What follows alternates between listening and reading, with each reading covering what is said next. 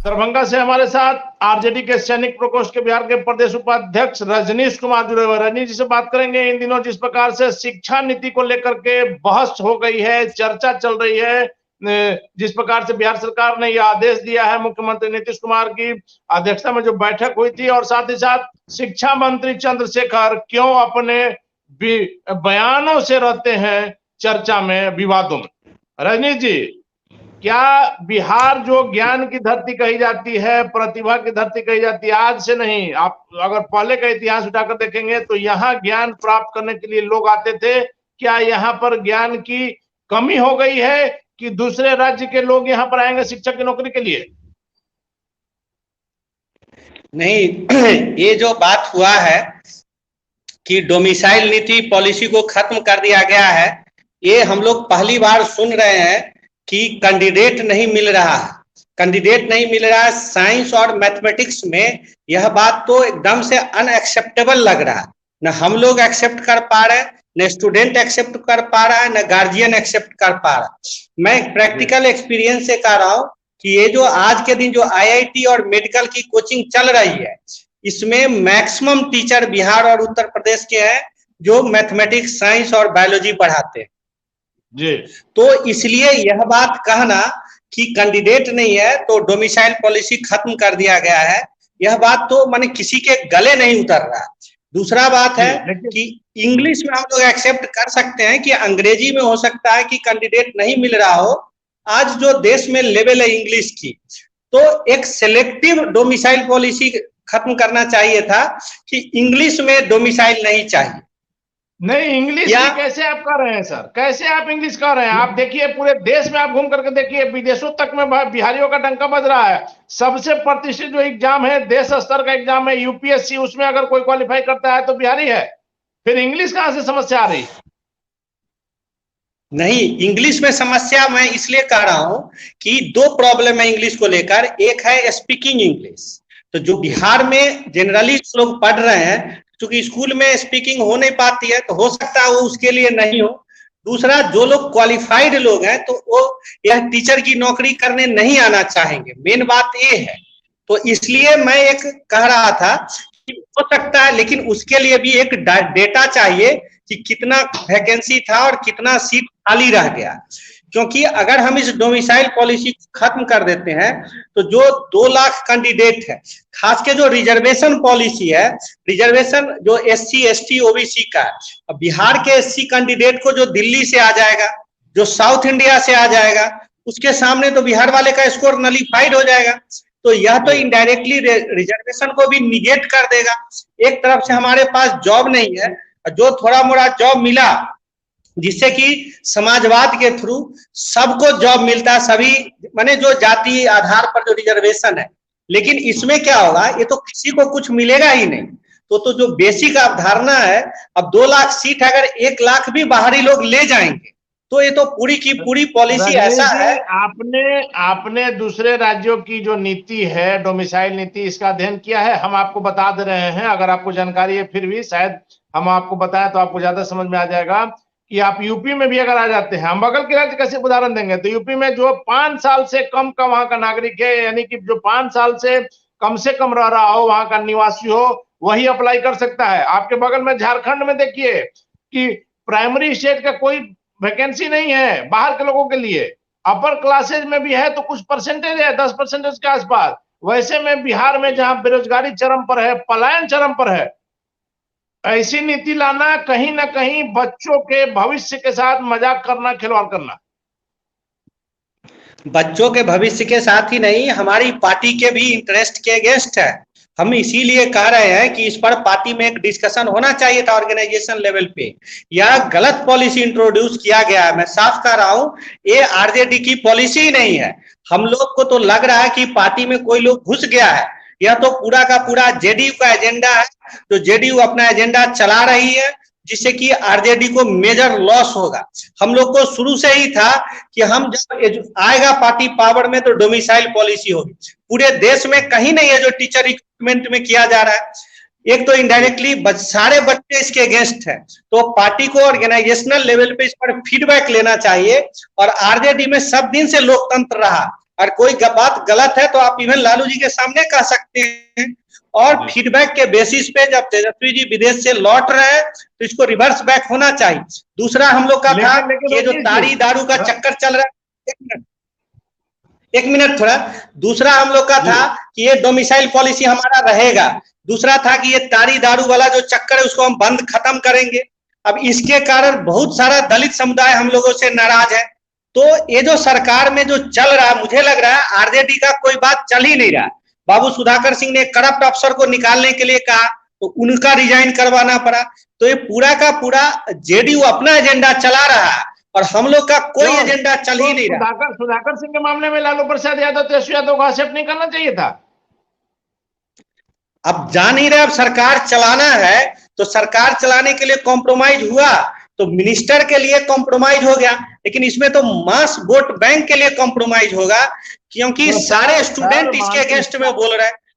रजनीश जी, तब आपकी बातों का यही अर्थ निकल रहा है ना कि सरकार चलाने के लिए कोई भी कड़वा घुट पीना है, सत्ता की मलाई खानी है, पब्लिक जो है बिहार की जनता जो है वो बाहर में जाए। नहीं, सत्ता की मलाई खाने वाली कोई बात ही नहीं होनी चाहिए। हम लोग को आरजेडी को हम लोग को अपना एजेंडा प्रेस करना चाहिए जो जनता के हित में है। हम एक एग्जांपल दे रहे हैं, हमें प्राइम मिनिस्टर नरेंद्र, एक मिनट, हमें एक एग्जांपल दे रहा हूं, हम लोग को प्राइम मिनिस्टर नरेंद्र मोदी साहब से लेना चाहिए एक लेसन। जैसे आपने देखा था यूक्रेन वार हुआ तो पूरा दुनिया में तेल क्राइसिस था, नेपाल लंका इस सब में कितना क्या हुआ जानते ही हैं। इंडिया में भी 150 रुपया पेट्रोल होता, लेकिन पूरे दुनिया के प्रेशर को धता बताते हुए उन्होंने कैसे फैसला लिया और रूस से तेल खरीदा, और उसके कारण बहुत सारा इंटरनेशनल प्रेशर हुआ इंडिया पे। तो इसी तरह से हमारा पार्टी लीडरशिप को भी, और मैं आरजेडी के कार्यकर्ता को एक कहना चाह रहा हूं कि आरजेडी को जीवित रखे हुए इसका कार्यकर्ता, जब लालू जी जेल गए थे तो लोग कह रहे थे आरजेडी सड़ गया, लेकिन हम लोग कहते थे कि वोट तो नहीं सड़ गया। कार्यकर्ता ही होते हैं रजनीश जी, किसी भी पार्टी के कार्यकर्ता होते हैं नहीं, लेकिन आरजेडी के कार्यकर्ता ने एकदम से आयरन स्टैंड लिया है।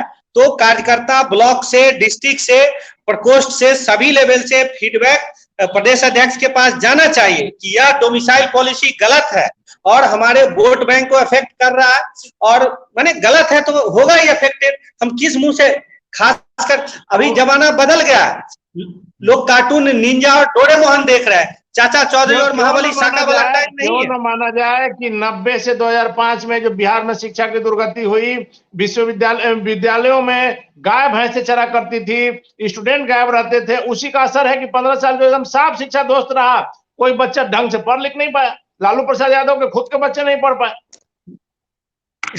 नहीं, वो 15 साल आप कह रहे हैं, अभी जो 17 ईयर से जो ये सरकार चल रही है, तो ये यंग जनरेशन तो रेडी होना चाहिए। ये एक किसी कोई अफसर घुसा हुआ है। और एक बात मैं छोटा सा कहना चाह रहा हूं, लोगों को खराब लगेगा, यादवों के बारे में कहा जाता है कि कोई सामने से लड़के उसको हरा नहीं सकता है, लेकिन उसके अंदर घुस के उसका नाश करता है। पार्टी में कोई घुस गया है जो एंटी पार्टी पॉलिसी बनवा रहा है, नहीं तो देखिए पुल वाले मामले में भी हुआ कि हम लोग चुप रह गए, नहीं तो आज तक अफसर और एसपी सिंगला को जेल भेज देना चाहिए था। फिर ये डोमिसाइल पॉलिसी आ रही है, ताड़ी दारू को खुलवा देना था, जितना दलित समुदाय है सब नाराज बैठा पड़ा है। तो कोई पार्टी में घुस के पार्टी के पॉलिसी, हम लोग का एक एजेंडा नहीं चल रहा है, सारा जेडीयू का एजेंडा चल रहा है। लेकिन तो वोट बैंक लॉस होगा ही। शिक्षा मंत्री ने हम सरकार में रहे, लेकिन है ना, उन्होंने भी बयान दिया कि साइंस के स्टूडेंट नहीं मिल रहे, यहाँ प्रतिभा की कमी है इसलिए हमको बाहर से लाना पड़ रहा है। आप अपने शिक्षा मंत्री पर तो लगाम लगा सकते हैं। अब देखिए, मिनिस्टर का तो कलेक्टिव रिस्पॉन्सिबिलिटी है, अगर कैबिनेट ने फैसला लिया है तो मिनिस्टर तो डिफेंड करेगा ही, लेकिन कार्यकर्ता पे ऐसी कोई बाइंडिंग नहीं है। तो एज ए कार्यकर्ता, एज ए पॉलिटिकल वर्कर, मैं पार्टी को एक फीडबैक दे रहा हूं, पार्टी इस बारे में एक सर्वे कर ले, ब्लॉक से, डिस्ट्रिक्ट से, सारे लेवल से कार्यकर्ताओं का फीडबैक ले कि यंग जनरेशन क्या चाह रहा है। पवन वर्मा ने एक किताब लिखा है इंडियन मिडिल क्लास, तो जो यंगस्टर्स हैं उनको जॉब चाहिए, उनको हम कुछ उल्टा सीधा कहानी पढ़ाएंगे, वो गाली देगा वोटिंग के समय में। तो ये तो इस पॉलिसी को रिवर्स करना चाहिए सरकार। बिहार में महागठबंधन की सरकार में आप लोग की इन द सेंस की आरजेडी की नहीं चल रही है, ये चीज आप मान रहे हैं? आरजेडी की चल रही है, लेकिन हमारा जो एजेंडा है, हमारा जो कार्यक्रम है, हम उसको लागू नहीं कर पा रहे। हम चाह रहे लालू जी स्टाइल में सरकार रही है ना। आप जो बात हम पब्लिक को कहे हैं वो हो। नहीं चल पा रही है, नहीं चल पा रही है आपकी। नीतीश कुमार अब मैंने जो आउटकम है तो उसमें लग रहा है कि मुझे लग रहा है कि some old fox are sitting in the government who is making innocent lamb फूल।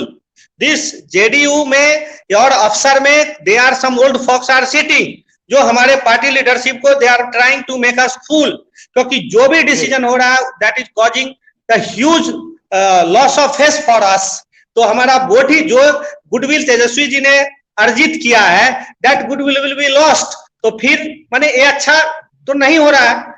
तो जो पब्लिक के इंटरेस्ट में हमें वो फैसला लेना चाहिए कि तेजस्वी यादव ने सत्ता की जल्दबाजी के लिए, सत्ता प्राप्त करने के लिए मुख्यमंत्री नीतीश कुमार से हाथ मिला लिया। आपकी बातों से और क्लियर हो गया कि शिक्षा के मामले में भी जानते हुए, सब जानते हुए, डोमिसाइल नीति में आरजेडी सत्ता के लिए मरम्मत किए हुए है, नीतीश कुमार के सामने घुटनों पर आ गई। घुटनों पर नहीं आई है, लेकिन हम लोग को इस पॉलिसी का विरोध, ये आरजेडी की पॉलिसी थी ही नहीं, ये नया पॉलिसी है, ये जेडीयू ने लाया है कहीं से, या कोई अफसर है जो गलत उल्टा सीधा बात पढ़ा रहा है।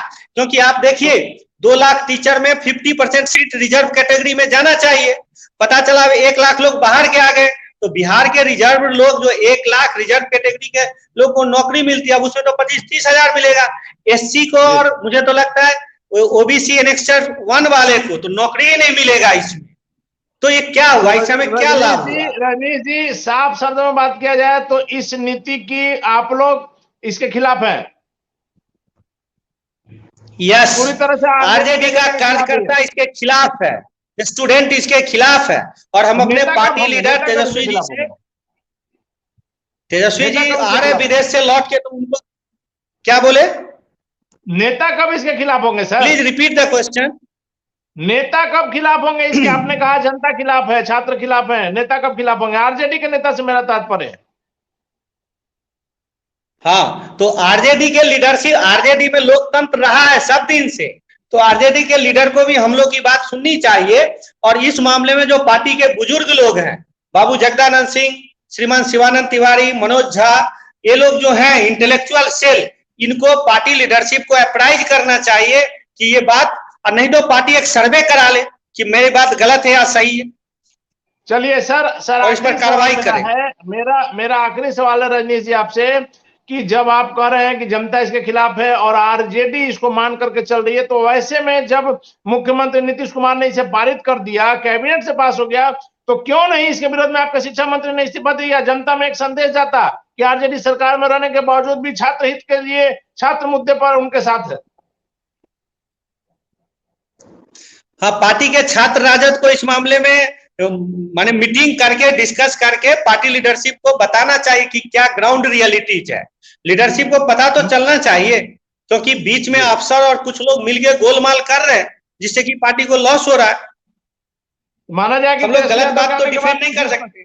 तेजस्वी के आने के बाद कुछ इस पर एक्शन हो सकता है? होना तो चाहिए, होना तो चाहिए। ये डोमिसाइल पॉलिसी खत्म होना चाहिए। जी धन्यवाद सर। एक है हमारे साथ आरजेडी के सैनिक प्रकोष्ठ के बिहार के प्रदेश उपाध्यक्ष रजनीश जी, जो डोमिसाइल नीति के खिलाफ में। साफ इनका कहना है कि आरजेडी छात्रों के साथ, बिहार के नागरिकों के हित के साथ उनके साथ खड़ी है। अंग्रेजी में वो दे दे, इंग्लिश में मैं एग्री कर रहा हूँ, अगर मलयाली आ जाए तो ठीक है। कोई वैसा व्यक्ति घुस गया है जो इस प्रकार के कानून पारित किया है, हालांकि कैबिनेट से पास हो गया है, और तेजस्वी यादव के आने के बाद निश्चित तौर पर इस पर कोई बड़ी कार्रवाई हो सकती है। इससे एक बात और जाहिर होता है कि कहीं ना कहीं आरजेडी में, जदयू में कुछ आपसी अंडरस्टैंडिंग की कमी है। इन मुद्दों पर आगे क्या होगा देखना काफी दिलचस्प होगा।